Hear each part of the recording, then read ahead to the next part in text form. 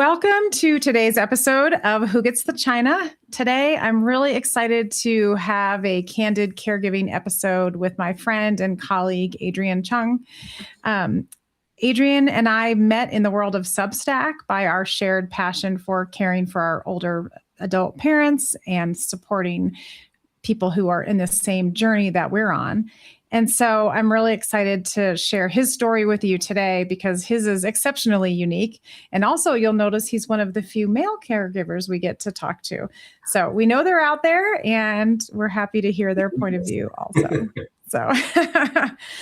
So Adrian is an entrepreneur. He creates AI and tech products designed to improve family caregiving, which a lot of us really need.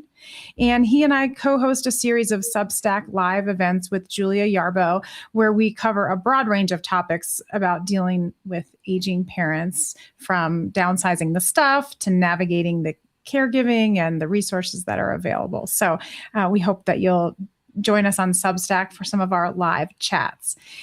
So today we're really here to talk about community and how we care for our aging parents and how community helps us do that. And Adrian's going to share some things that make his particular caregiving journey especially unique. So thanks for being here. Thanks very much for having me. Really, really appreciate you inviting me onto your podcast. Excited. I love it. It's fun. The stories really bring us all together, I think, and people love learning from others and feeling that connection to other people that are walking similar paths. So thanks for showing up to share your path with us today. Sure thing. So one thing I love to talk with about people is asking, do you consider yourself a caregiver?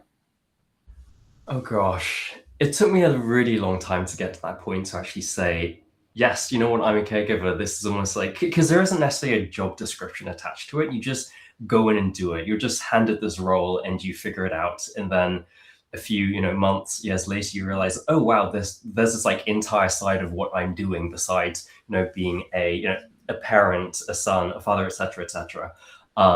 You have this role as a caregiver. So it took me a while to really acknowledge and be like, oh, wow, this is part of who I am and I enjoy it. And it's part of almost me kind of giving back to my family, giving back to my mother in particular, who I'm the primary caregiver for. So it's taken me a moment, it's taken me a minute, but yes, I do identify as a caregiver now. I mean, it seems a little bit like a funny question, but I think a lot of us who might not be wearing scrubs, wearing gloves, in a facility, trained, we don't really feel like the term caregiver is for us because we aren't trained for that, right? We've just come into it organically, like you said. And so I've seen some other people trying on different hats, like care steward or care partner. And I identify with all those things, I guess. It's funny because you said that, we're not necessarily trained for it, to be caregivers and such that there's like a job description or there's a course that you go through. But I would kind of argue that just like being a human and functioning in the world, it's like you're picking up all these life skills. So that's how you are trained to do the job. So when it finally lands on your lap, you just like instinctively reach for your phone or a notepad and take notes and think about the questions you want to ask and figure out, oh, I need to get XYZ prescription for the pharmacy field. So we're already kind of picking up all those skills, but bundling it all together and saying, oh, this is what the role of a caregiver is. And there are other kind of functional elements to it, especially the emotional, taking care of the emotions that your loved one is going through, that other family members or friends are experiencing, being able to kind of interact with the community. Those are other elements that don't kind of appear in a job description, but I would say are really, really important to the role of caregiver. And as such, I don't think that in the kind of cultural vernacular, the word caregiver kind of really captures all those elements. That really goes into caring for someone that you love. Yeah, I think so too. It's impossible to capture all the elements for sure, but we're going to try to tackle some of them today in our conversation. So obviously your accent gives away that you were not born here. I was born in Alabama. Pray not. Yeah, it's a clue.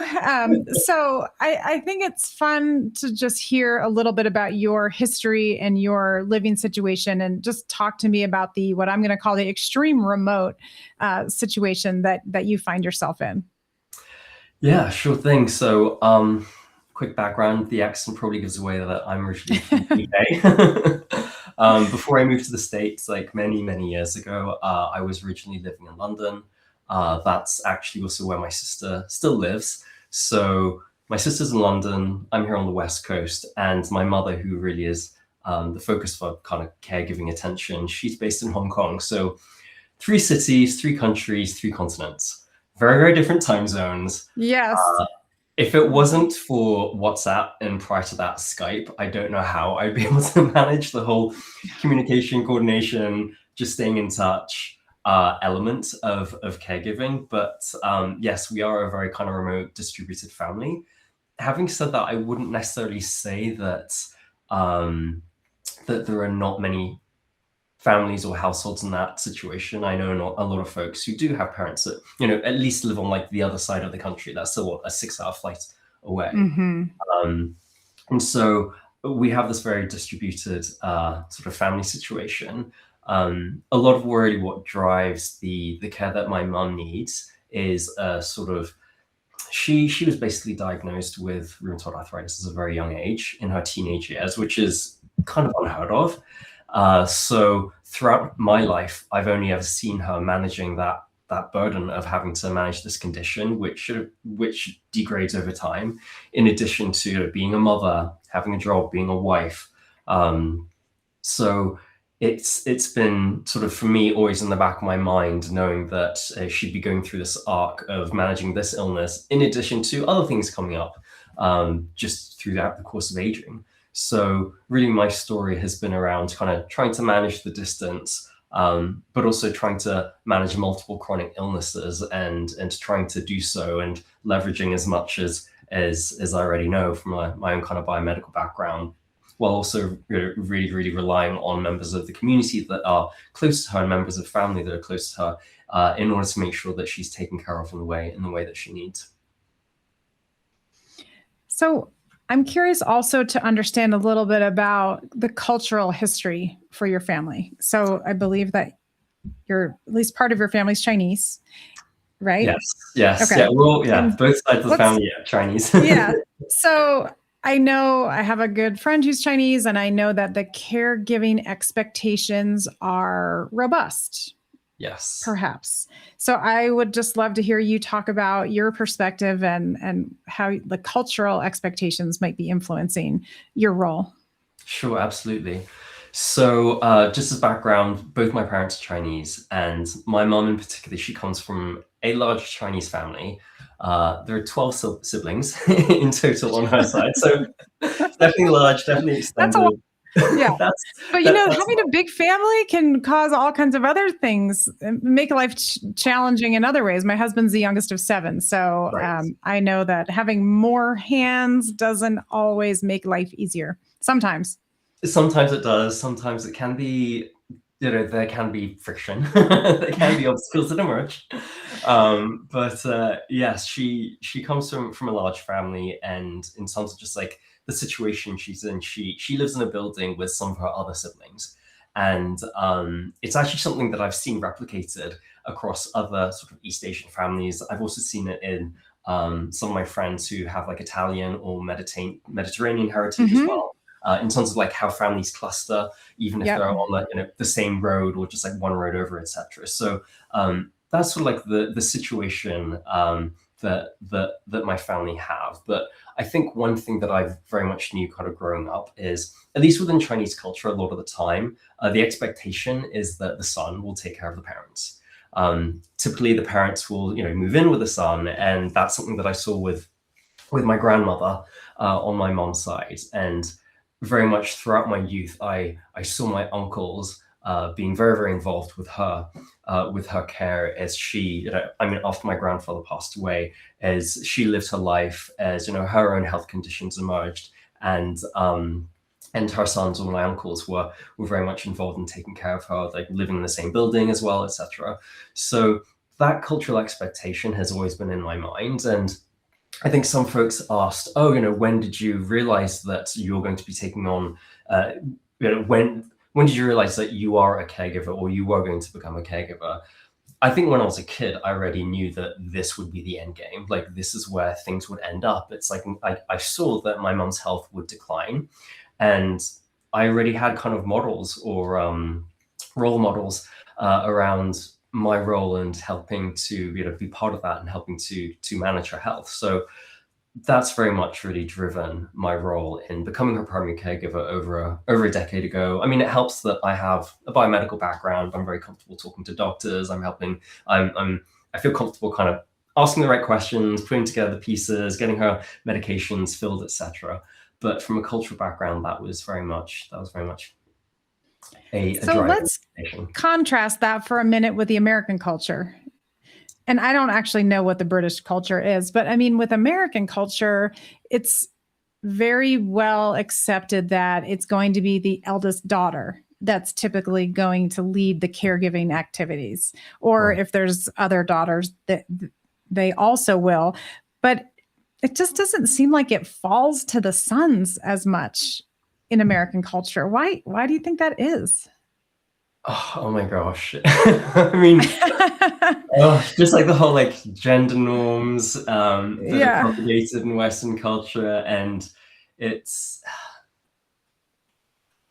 really funny. So in China, there's a saying, and it's ironically something that that Chairman Mao said, and it's women hold up half the sky. And I think women hold up half the sky. Yes, women hold up half the sky. And that was very much a question of equality there, given the whole kind of communist heritage. But culturally, there's the idea in that women equally have the opportunity to go pursue their careers, etc., to make something of themselves, etc. And so the gender norms maybe are not quite as robust, I'd say. But yeah, I'm not entirely sure why here in the US, because it's different in the UK as well. Is it? What is it like in the UK? In the UK, it's a lot more sort of, there isn't the expectation that specifically daughters are meant to take care of parents. It's meant to be something of a kind of shared experience. And interestingly, so my husband's British as well. And I think part of the reason why we came together, and he's okay, he's very much on board with my mum moving in with us, is culturally he also understands the importance of taking care of one's own parents, and he saw how his father and his aunts both were caring for his grandmother when they were sick. So yeah, it's interesting that, I mean, even in the UK and even in Europe, I think that perhaps the more communal cultures, I talked about Mediterranean cultures, Italian families, Greek as well, there's a sense of family is a shared responsibility across the board. And when it comes to the question of aging, taking care of, or even parenting, I would argue, raising a kid or taking care of an elderly, loved one is something that should be shared across the entire community of family versus just being isolated to specific individuals within that family, such as eldest daughters. Interesting. Yeah. Always an opportunity to learn from other cultures about how they might do things differently and perhaps more equitably and maybe better. So maybe we can work some shifting of gender norms in here as well. I mean, I will say my husband would acknowledge he's the youngest of 7. The baby in the family typically doesn't get assigned responsibilities in the same way, I think. But he'll really say, like, my sister, my eldest or semi-eldest sister, really did take the lead and bore the brunt of the responsibility. And we tried to help out in little ways, but that it just unfairly fell to his older sister. And I mean, she did an amazing job, but when there's 7 people, you would think that you could evenly distribute the work. But also, I think something that my sister and I are learning, and I wonder if you guys are really realizing this too, is that you have to be careful about not overstepping your own boundary. And if somebody is taking on a task, like, let's let them take that task, because otherwise it's just like a work environment where there's no, racy model of who's responsible, who's accountable. Yeah. And all of a sudden you start tripping over each other. And so, I think having those family conversations about who's going to do what, and then trying to execute that is really been critical to success. Yes, and honestly, I would say that I'm probably the worst person to talk about this, because I'm the kind of person that's just like, bring it on, I'm going to take it all on. That's your entrepreneurial spirit speaking there. I think it's not all bad. Sometimes having too much hunger is not a great thing. But I mean, I would also love to kind of hear how you managed to have that discussion with your siblings. I mean, you've mentioned your younger sister in this case. I think, my situation, it just felt very kind of organically. And I think part of it was just, for example, my uncles and aunts, they're close by. And so they're able to perform things that I can't. I have a biomedical background, so I can kind of prime them or prime my mother to ask certain questions and try and drive the conversation in certain directions. So there was like a natural, like, we found certain roles, but I'm curious if you took a more kind of proactive approach in dividing responsibilities. That's a good question. I'm laughing inside because my mom calls my sister the medication czar. So my sister stepped up and said, this medication situation isn't working. And so she took on, I don't want to give props to any particular company, but a large pharmaceutical or a large Amazon is basically who we're using to manage the medication, because they do the mail order meds. So I'm not saying it's the only solution, but it's a solution. So she kind of jumped in with 2 feet and took that over.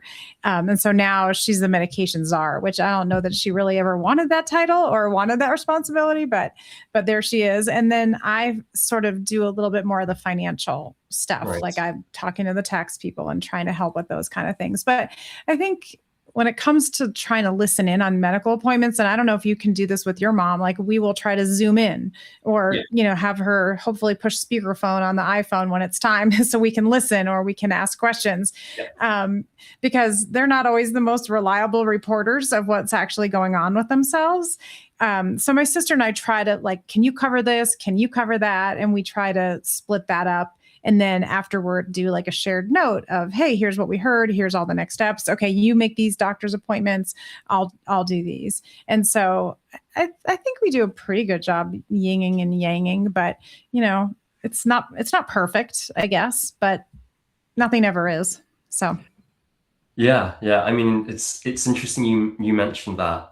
So one, absolutely, I've been relying on WhatsApp to do that, and my mom's pretty good at just like starting the WhatsApp call. It's audio only, and I chip in, I ask questions, I contribute. But that entire loop has been something that I've been spending a lot of time thinking about, and it's something that I've kind of worked into the app that I've been building out, Carevation, which includes recording, AI summarization, automatic generation of tasks, and collaboration. So it's a loop or a workflow. I feel that a lot of people have, it requires a lot of work and effort. You've already mentioned that you and your sister try to join at the same time. You probably have different sets of questions you want to ask, and coming out with a summary and being like, oh, could you take care of this and I'll take care of that. It's it all requires a little bit of effort, but at the same time, being able to kind of work together and collaborate on it means that everyone is on the same page in terms of what they heard, what the decisions or recommendations were, and what the next steps are. But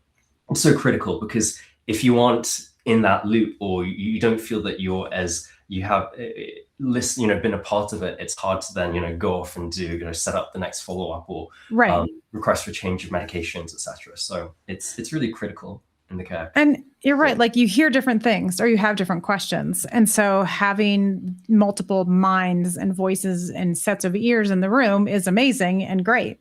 But sometimes there can be a game of telephone where it's like, well, I heard this, or if someone else is not in the appointment, this is the next step. And then they have questions that you didn't think to ask. So like, oh, okay, that's a great question. I don't know. I didn't ask that. We'll have to ask that the next time. So, I mean, and also just dealing with parents who, and like all of us, right? The white coat syndrome. You get nervous when you're in a doctor's appointment, and especially if it's something really maybe serious or important test results. I think we have a challenge hearing all the words in those moments, but especially an older adult who might be challenged with some cognitive decline, for them, it's even tougher. So I do really try to be a note taker and a prompter when maybe they forget to mention something or ask something. But I try to really be mindful of not taking over the appointment, because I could do that. Right. And nobody needs that, right? So it's just taking that back seat. And I think behaving in that way and trying to be intentional with that has built trust with my parents, where they're willing to let us join these calls, because sometimes there's very personal information being discussed, right? Like, I don't know that I want my parents in my doctor's appointments.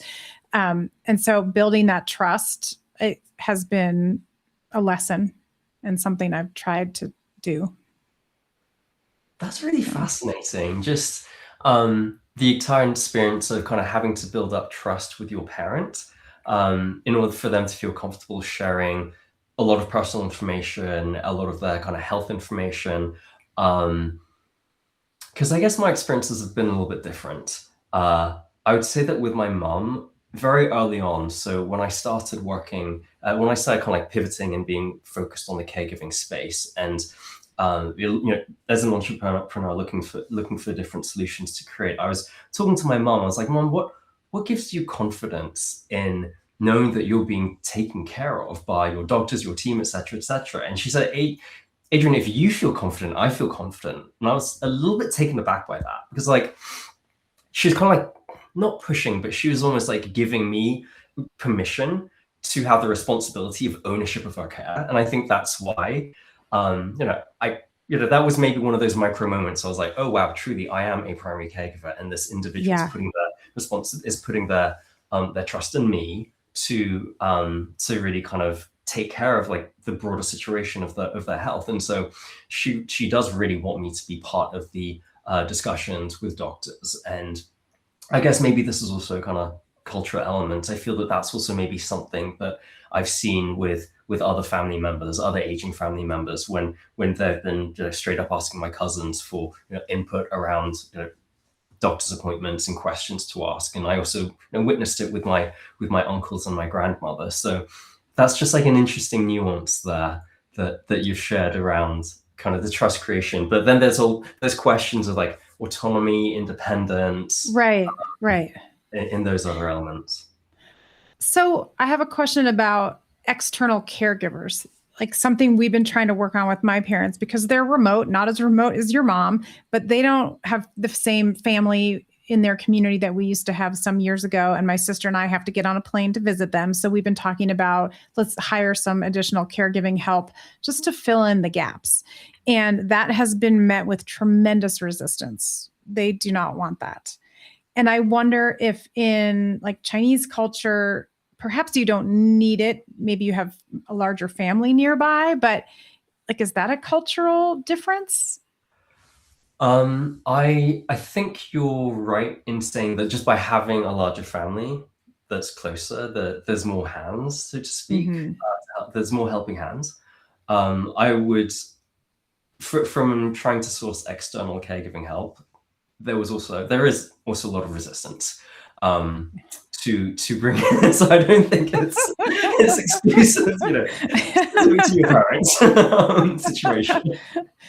I mean, I think it's understood that as you age and as you become maybe feel very protective about your space and where you are, bringing in outsiders can be very difficult, can be challenging. I can understand that. So, for my mum, while we have a cleaner that's been working with her for 25 years. Oh. So it's like, that's nice. Then they're part of the family in that way. she's like Yes. very much part of the family. I mean, Yes.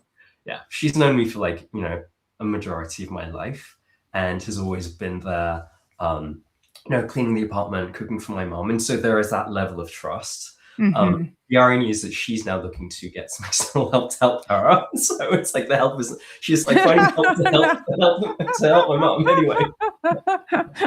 There's a whole Oh, chain it's a of cycle that caring. never ends. Yeah. Oh gosh. It is. Oh. But because there is that trusting relationship, that's something that we've been able to fall back on. And I think that especially if somebody is aging at home, there are other roles, other invisible roles that we don't really talk about as much that do support that care, whether it is a handyman to come in and help fix the plumbing, or deal with leaky taps, etc. And also broadly, other family members. I think so on Substack I wrote a story how last summer there was a really, really big typhoon that hit Hong Kong. And there were landslides, torrential rain, and one of the windows in my mom's kitchen just blew open. And she can't pull in a flapping window on like the 30th No. floor, like in a kitchen, like in like hurricane force winds. And thankfully my uncle and cousin were able to kind of help and tie it off. But yeah, there has to be that balance of trying to find individuals that may already exist, where there is already a level of trust, and seeing if there is a role that they can play, versus also trying to find new individuals to come in and perhaps take time to build that relationship. And maybe it's like someone comes in and is doing small aspects of care, such as cleaning, where it's hey, you can't undertake this backbreaking work of having to clean the bathtub every other day, etc., etc. So maybe it starts there. You build trust, you build an established routine, and then maybe that care can extend to other areas, such as cooking, etc. So maybe that's it's true. I mean, I think getting somebody in that you feel comfortable with and that you can then expand them to do other roles is ideal. And I've kind of been saying to my mom, let's just try to get somebody in that's not providing acute care, for lack of a better term. You don't need that right now. But if you get to know somebody and you feel comfortable with them and they know about you and how you like things done, and over time, the needs are probably only going to increase. So we have a relationship with somebody that we feel comfortable with. Like, that's my ideal state, that we can begin that relationship now.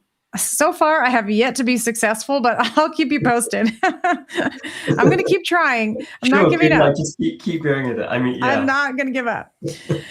So let's talk for a minute about the transition you and your husband are about to undergo in terms of having your mom come to live with you, which I know is a tough decision for many people, but one that you're excited about. How did you guys come to decide that this would be the path you wanted to take?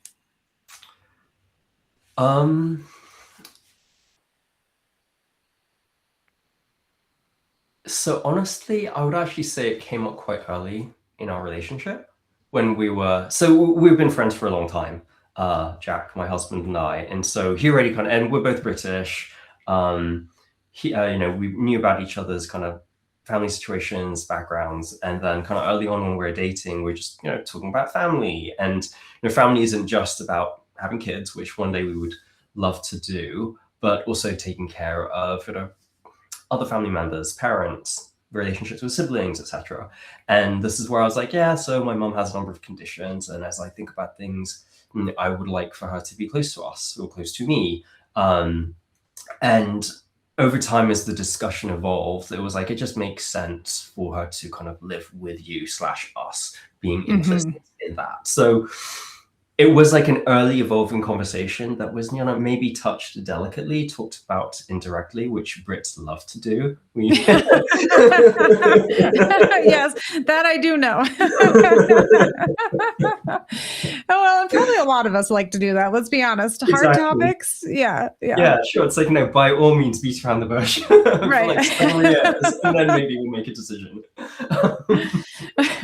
So there was always that kind of that implication. And I mean, he understood how to read between the lines, and he also talked about his own kind of family needs as well, and taking care of his parents who, thankfully they're in the US, but albeit on the East Coast.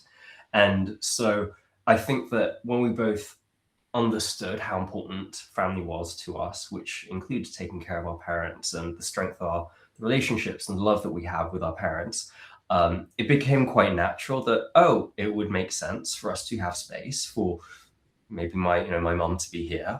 And then maybe in the future, like his parents could also come and be close to us, etc. So it just sort of evolved organically and implicitly. And then once we made the decision, okay, this is what we're going to do. And that was part of the reason why we ended up moving, to find, a larger space, a larger house for ourselves, etc. To plan for that. All the pieces have just started to fall in place. And, now that mum will probably be moving here, I'd say within the next year or so, now becomes the actual, okay, the rubber meets the road of, okay, where are we going to put her? What is she going to bring in? And that's a whole topic of conversation we had last time. Which I'm dying to talk more about. Yes, we'll get to that for sure. Absolutely. But it was a decision that, again, just built over time. Yeah. And for both of us. And it's nice that she's willing to move so far to be near you. Yeah. And I think for her, they were both like push and pull forces in the sense that we've been a very remote family for a long time. It's been decades since we even lived in the same city. So for her, she's like, I want to spend my later years closer with my kids, closer with my direct family. Obviously, for the past few years, she's been very close with her siblings, physically, literally in the same building. But she's like, now's a good time. If I'm going to make a transition, now is the right time to make a transition. So, Yeah. So moving a mother across the ocean from Hong Kong to the Northwest is no easy feat. I know it. I'm excited to walk the journey with you. Absolutely. One thing I love to ask all my guests, because obviously I kind of came to this, who gets the China for me is a lot about the physical manifestation of our life. And my mom really has a hard time letting go of things. And subsequently, I also do, but I'm working on it. Right. And, the who gets the China is kind of that metaphor for all the things that our family has accumulated that is so hard to let go of later in life. And it's also a signal and a symbol of the life that they've had, right? Everything has a story, everything means something. So I can imagine that if you're trying to fill containers to put on a ship to bring across, you have to make some tough decisions. So I'd love to just hear some of I know it's early days for you, but talk to me a little bit about how you're approaching that downsizing and that sorting through of your mom's really precious, special things. Yeah, it's so the last Substack we did a couple of weeks ago, a part of me wishes that we did it a few years ago. So I could have maybe eased some of the decision making, some of the conversations I had. I could have done it a little bit more smoothly. So some of the tips that both Julia and yourself were saying, like you were talking about permission and getting to a point of having permission from your loved one to even just go through stuff, like setting time aside. That was very, very helpful.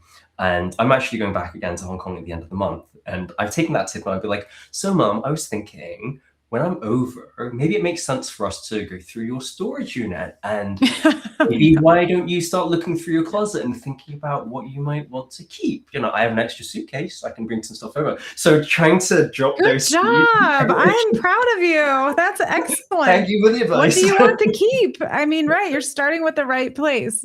Yes. I love it.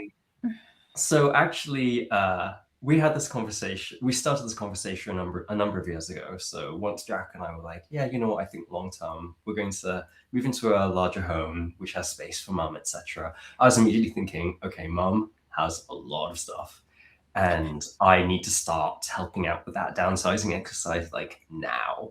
Yeah. So I may or may not have initially taken a very logistical called this is too big, we don't need this, we have XYZ number of plates, you don't need this, etc., and not been as sensitive as I could have. I'm gonna hold my hands up and say that's okay. We forgive you. It's not easy. It's not easy. Having said that, I still think we got to the right decision. But we started going through her mini storage units, and we've already cleared out a fair amount of stuff. A lot of it was me going through my own stuff, my own belongings from childhood, and choosing to give away some items, items that could be repurposed, items where I was like, you know what, I'm holding on to those memories of, say, those soft toys, of those books, etc., is enough for me, and I don't need to have them on hand. I feel good about giving it to somebody else to enjoy, and that was also true for some of the things that she had as well. But there definitely were some items that carry a certain weight and significance for not just her, but us as a family. Mm-hmm. So during our travels, for example, my mom had bought these kind of stone kind of Buddha statues, like a Buddha kind of like head statue, and she had these very kind of beautiful stands made for them, and they'd be in our living room, and I just have like so many memories of them just kind of being there, and just like they're beautiful items, but also there's something about how they like stand the test of time, Mm-hmm. and would be something that I imagine would be passed on generationally.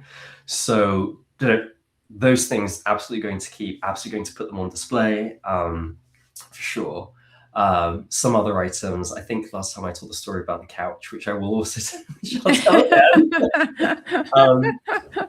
And so my mum, she's a graphic designer, and so everything that she purchases are art, furniture, okay, that goes into it.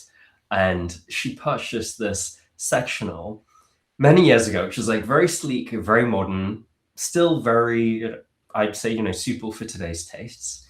And we only used it for a few years before she downsized, and she just held on to it, being like, we're going to use it. I can feel it in my bones. We're going to use it.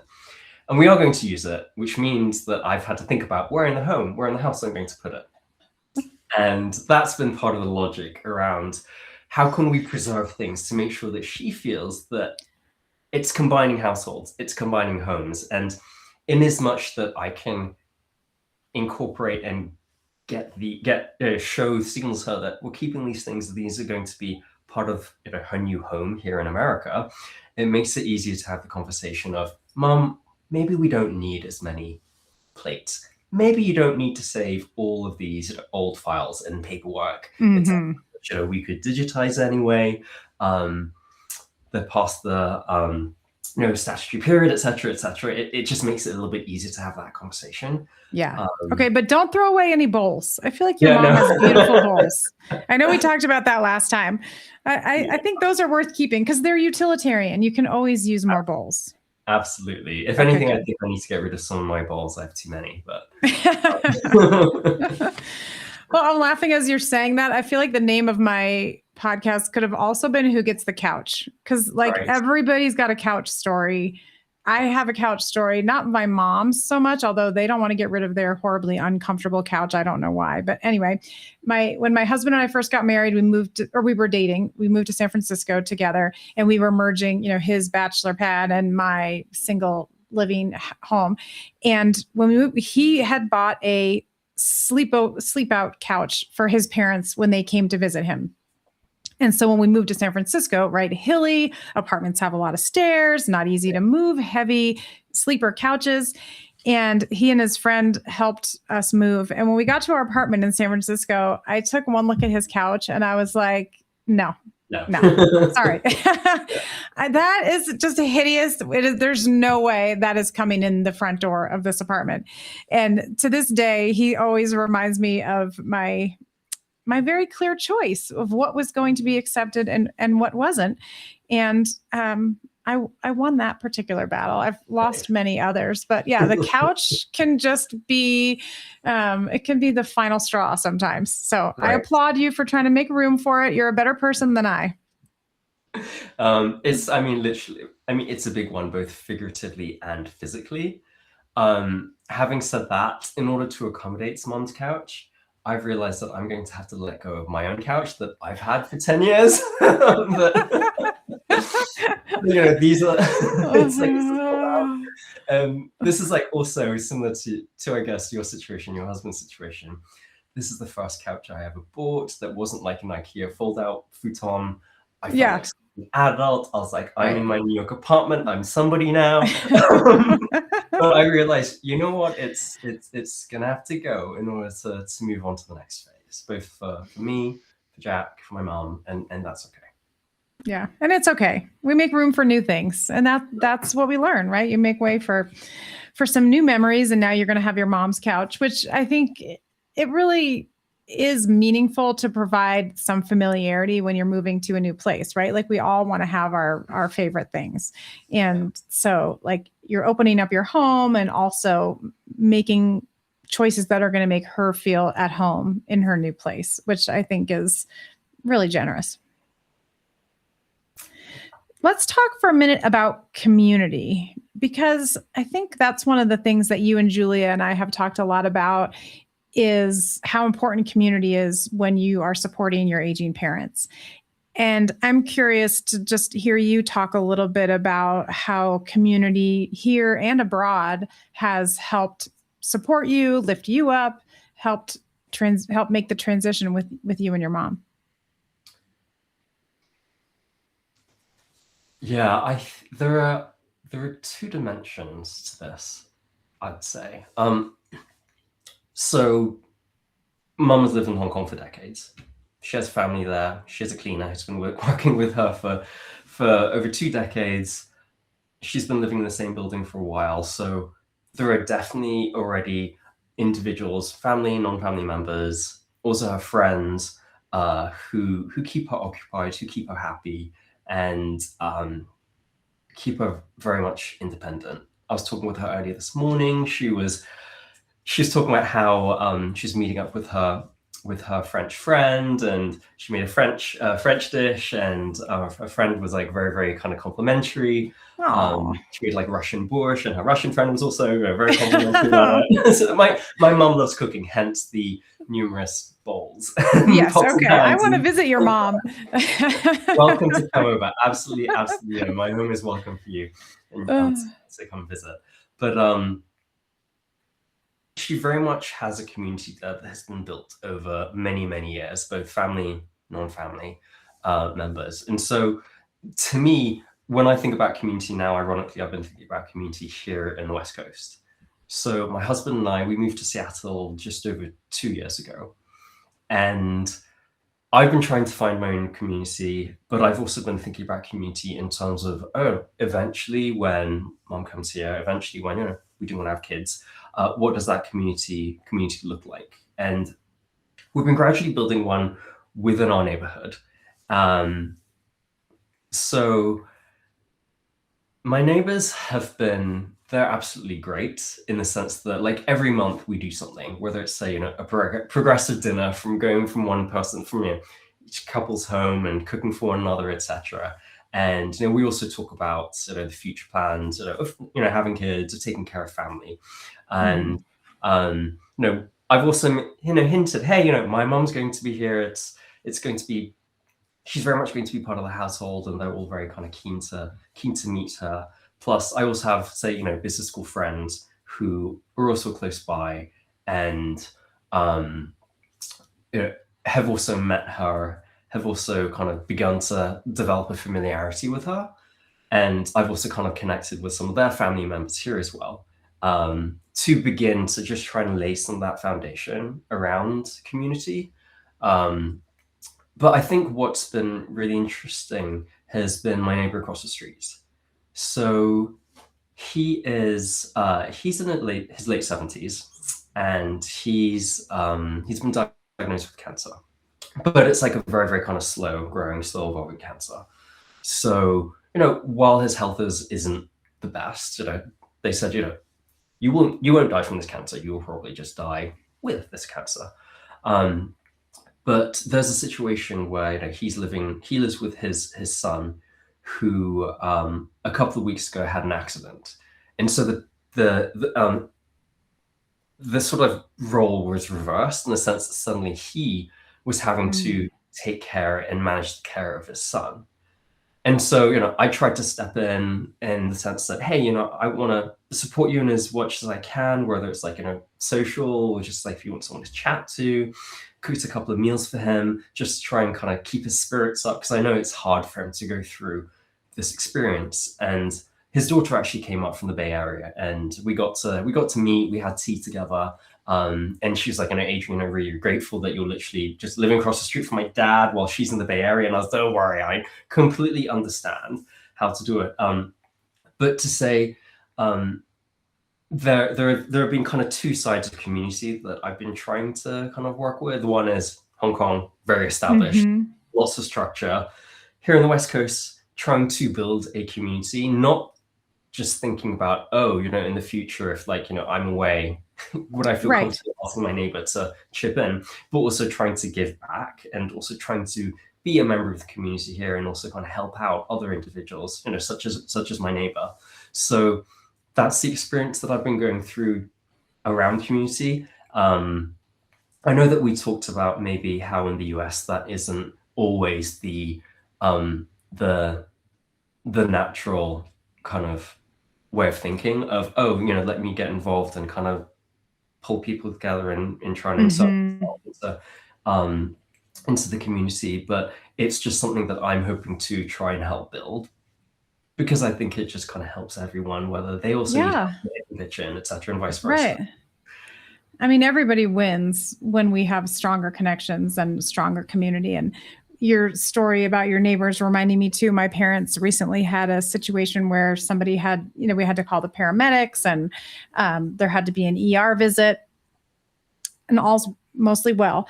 But we called on our neighbor, who is lovely. They're young. They've got 2 young kids, but my sister and I couldn't get there fast enough, and called our neighbor, who they've been super helpful with. And my mom goes to the neighbor's kindergarten and does story time at his class. And so, it's a sort of surrogate grandparent type relationship. But I mean, we could not have survived this episode without our dear neighbor. I mean, we couldn't be more grateful. And of course, she's like, it's fine, I'm happy to do it. And I'm also happy to do it for my neighbor. But I think you're right. Like, you have to work to construct a system of people that are willing to jump in and help out and be there for you, because especially with all this remote caregiving that's going on, like, you just can't get there fast enough.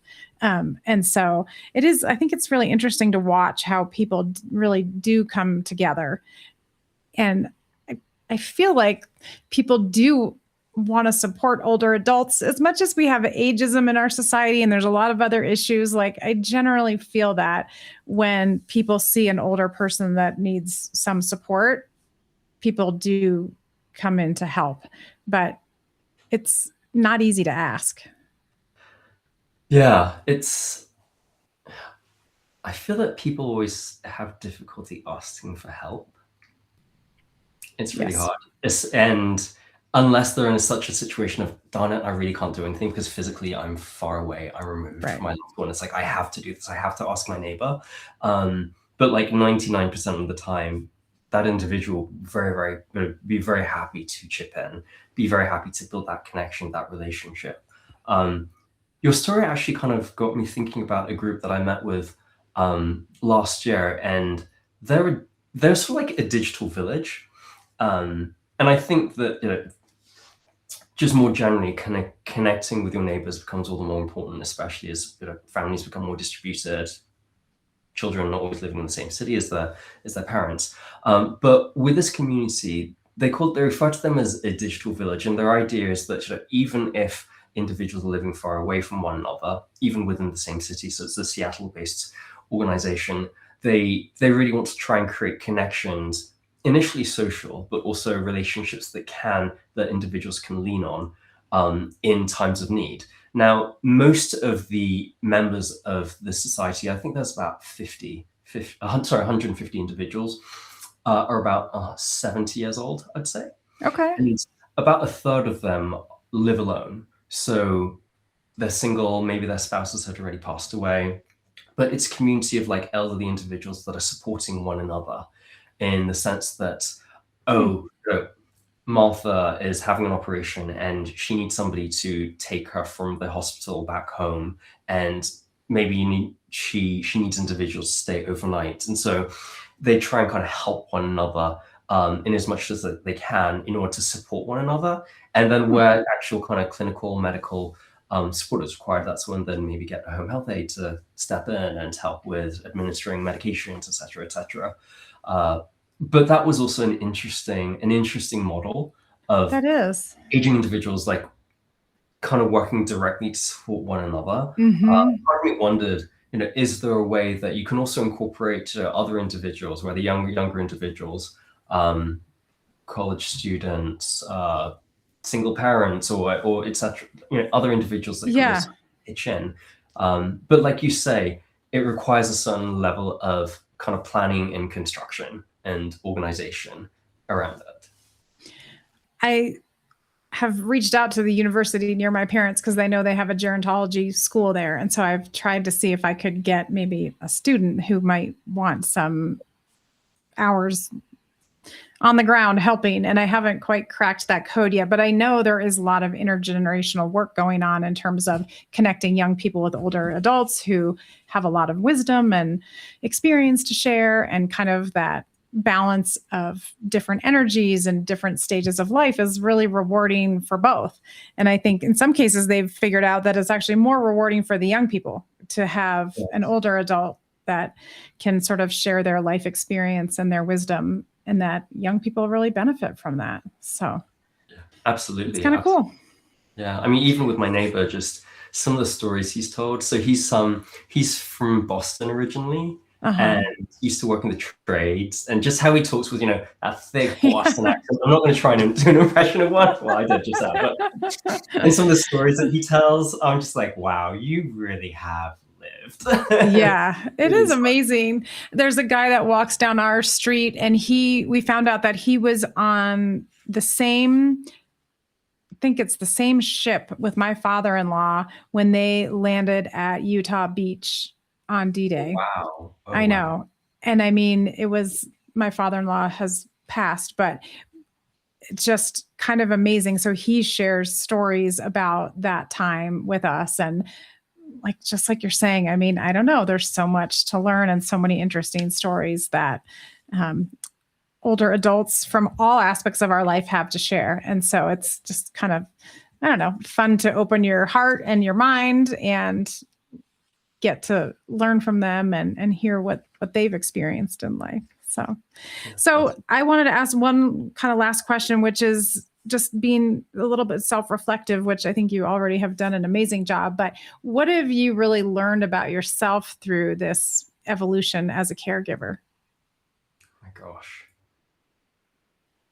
I think the biggest thing that I've learned more about caregiving as opposed to myself is like how much caregiving draws on every single part of you.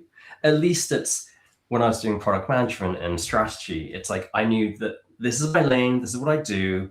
And then at the end of the day, I can put it away. Okay, maybe I'll need to check the odd email or Slack, etc. But that's my job. That's like one bucket of it. Whereas being a caregiver, you're wearing so many hats. It's like whether more kind of like functional and professional, talking to doctors, trying to research treatments, the illness, trying to think about different options, looking at how to manage insurance. There's the other elements of just, oh, I need to cook, I need to be a chef, I'm a driver as well. Oh, I need to also manage the emotional component, not just mine, watching my loved one kind of age and deteriorate, but at the same time, managing their emotions, what they're going through, making sure that they feel comfortable and cared for and happy, and while also respecting their individuality, their kind of independence.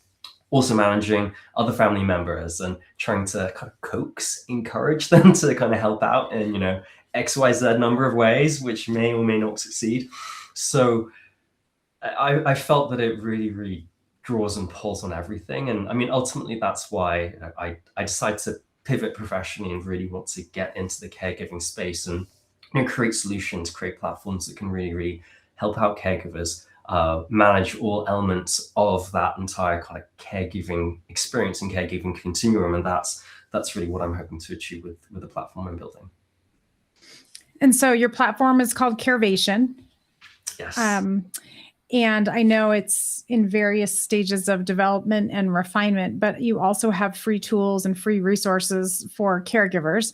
And so I would love to share a link to all those resources in my show notes so that people who've listened and can appreciate your thoughtful, heartfelt approach to providing this kind of resources can check into those. I think one of the things we talked about was the go bag checklist. Yes. And I think I shared with you a couple times, like, oh my gosh, this was on my list to do. And then when the hospital trip came up, had I done it? No, of course I hadn't gotten to it yet. But I have the checklist and I know what I need to do. And that's one of the top things that's on my list for when I get out there. But I think it's nice when we have resources where people have done some of the thinking for us, right? Because there's so much to juggle. And so a lot of the resources that you provide kind of give a framework that we can plug and play. And so I appreciate that. And I know that our listeners will as well. Yeah, absolutely. Happy to help. I mean, the one thing that I've always felt as a caregiver is just the sheer overwhelm. I'm always feeling that, oh my gosh, am I on top of everything? Is something slipping through the cracks? And there definitely will be, but I try and do what I can to minimize that. So anything that I can offer to your listeners to help them learn from my experiences, really, really happy to share. We appreciate that. Well, thank you so much for spending this time with me today. I loved it. I love your story and your perspective, and I just really had a great time talking with you today. So thanks for being on this episode. Thank you very much. That wraps it up for this episode of Who Gets the China? All right. Okay, I don't want to remove you, Adrian, but I think it's going to remove you as soon as I stop the recording. So, okay, cool. I'll check in with you on another device. Yes, sounds great. Cool. Thank you. Thanks. Bye.